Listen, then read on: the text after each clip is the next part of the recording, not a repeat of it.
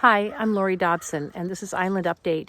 It's Wednesday, April 8th, 2020, and I'm on Great Cranberry Island. I'm here with my dogs. Here's Mimsy and Tum Tum.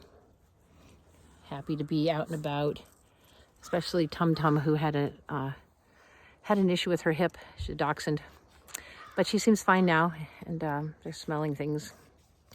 The island's becoming awake again. It's the grass is turning green, buds are coming out. It's really pretty cool. It's happening everywhere, all over the world. Life is changing, and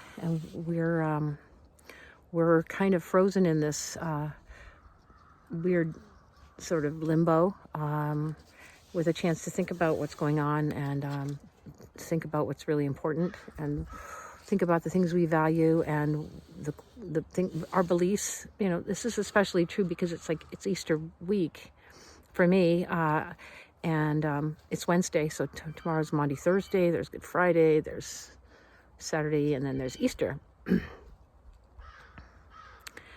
So I wanted to talk about protection and how we protect what we value. I have done these videos thinking that the best I can do is, everybody's been told, in this pandemic, respect social distancing, respect the rules, and follow them to the hilt. And based on who we are and what our orientation is, I've being here on the island, protection to me meant that, and being an EMT, which I decided to do to protect the island, in the way I could, trying to do my part among others, doing their parts, just so it can become a good structure, a good social structure for us all to share and value and take care of. So I did that, and then and now I'm, because of that, I've had a lot of information that I was taught about medical concerns and this pandemic. I've taken a special interest. Man, Tum Tum, don't eat that dirt. Hey, sorry. It's probably good for her, I don't know. Anyway, but I've tried to focus on a medical aspects of this thing and concerns about. All right, that's enough. Sorry. About a pandemic and what our island's vulnerabilities are and how we can protect it. It's a vulnerable place, like many are right now. Probably everywhere there's a vulnerability, but how to protect it here, given that there are certain limited resources and limited access and limited egress, exit. The whole emergency response here is limited. And I've tried to understand how to make it work better and how I can do my part to make it work better. And I have limits too, because I'm not able to act in ways I think would be best for things here, and trying to make peace with that. So some of the things the main thing I've done that, has been visible and overt is I've sent a couple letters to the selectmen and asking for information or from guidance and some stepped up response and various things like that. And I've spoken on these videos about my concerns. And I feel that protection and security is important, but truth and liberty are also important, and people's ability to question and ask in a time when it feels very unfree to exercise freedom, skepticism, questioning. And I realize, those are things I've valued in my life, and my path has involved having to go through a lot of situations politically and in my own life personally, where I've had to step outside of the power structure and speak truth to power, as they say, and anyway, ways that have not been comfortable and have put me more times than not upside down in the town square, as a friend here on the island just explained to me that I'm always at risk of if I speak up and challenge status quo. But anyway, that's my that's my gift, I think, because I've learned that you can step through those hoops, those flaming hoops.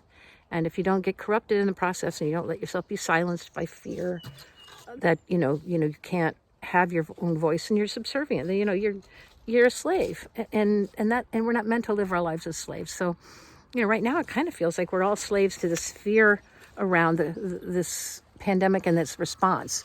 And it reminds me of 9/11, and everybody was supposed to put pink ribbons on their cars. I was in Connecticut at the time. And it was a panic to show, to show you were patriotic and, jingoistic and the flag, because people were scared. And then, first we questioned what it was. Why did it happen? Why did they hate us? And then it just turned into hatred of others and the wars that emanated. And now we have an invisible war. We have this invisible perpetual war and the money is just nonstop going to the vested power interests in our country, all the giant corporations. And it's just this giant theft machine, trillions of dollars coming out of supposedly to keep us safe. But really what we've done is we've, in our fear, allowed this to happen. Our leaders have kind of just taken all of our economy and used it to, we don't even know the extent of what that stimulus package did to us. I'm not here to talk about that lack of protection of that happened. It's what's to come. It's the next batch of protections that they want for themselves. How do we really protect anything in life? I can't protect this island. People will make their own decisions and, their own understandings about what protection means. They're protecting their interests. What is the long-term best interest of this corner of Maine or anywhere else on the globe?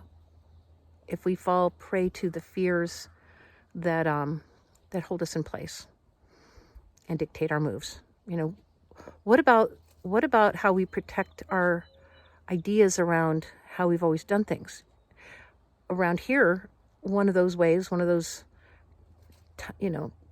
I don't want to say time honored, but it's definitely something over time that has happened here is there's this buildup of an understanding of a different status, of different classes working together in a kind of a subservient manner. That's not just this island, but, you can see it here. You can see when summer people come in and then how residents here who are dependent on summer economy, tourism, residents coming in and spending their money and just a sort of a subservient class. And I've been a summer person myself for so many years on North Haven that I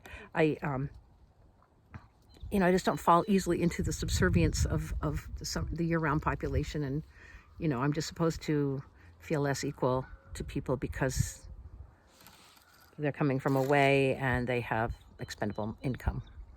It's not something that makes me feel less than if I don't buy into it. But there are times when I'm tempted to, when you pick up a spade or when you pick up a vacuum cleaner, you do manual labor, a paintbrush, anything, you have to remind yourself, you're doing it for yourself. You're not, or if you do a thing like where you try to protect something, take care of something, who are you doing it for? What ultimately are you doing? Are you doing it because you're afraid of what would happen if you didn't? And then does that dictate your every move? Or do you recognize, like, Jesus said, give to Caesar what's Caesar's and God what's God's. Give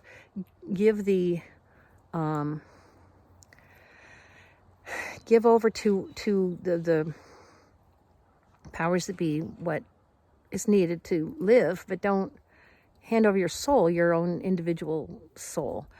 And I think the reason I started this video, I've been wandering, I'm sorry. But the reason I started this video is because I wanted to talk about where we need to come from to really protect ourselves. Whether we change the status quo around here on this island, we use this opportunity, this pandemic, to think about how we want to live. What do we want to live under? What kind of, sun or clouds of suspicion and fear or division? Do we want island issues island strife island to island strife? Do we, inter-island strife? Do we want all of that to continue? Do we want to find another way to be people here? I mean, I want more human to human connection, and some of the people here are automatically going for that, and I'm all over the place,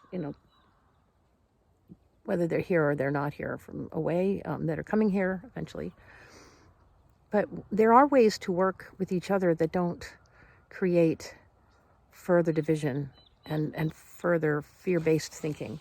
And I mean, that's what I want to operate from. So to the extent that anything in this video has created fear based thinking or reinforced it, I apologize.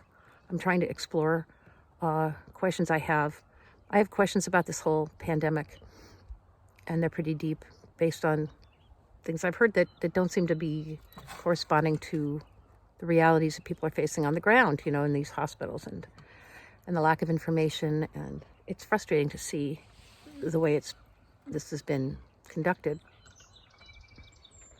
So I guess I can just continue to question, but to continue to hopefully be honest and truthful, and to allow this to be a place where, in this video, it's okay for me to say I value all of you equally, and there are no false divisions.